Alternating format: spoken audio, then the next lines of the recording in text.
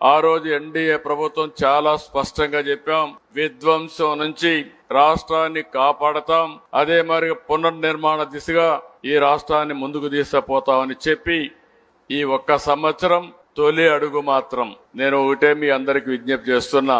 ఏదో అన్ని చేసేసామని నేను చెప్పడం లేదు, కానీ ఊహించిన దానికంటే ఎక్కువ చేయగలిగాం. ఈ రోజు మీరందరూ ఊహిస్తే నేను 4వ ముఖ్యమంత్రి పదవి నాకు కొత్త కాదు.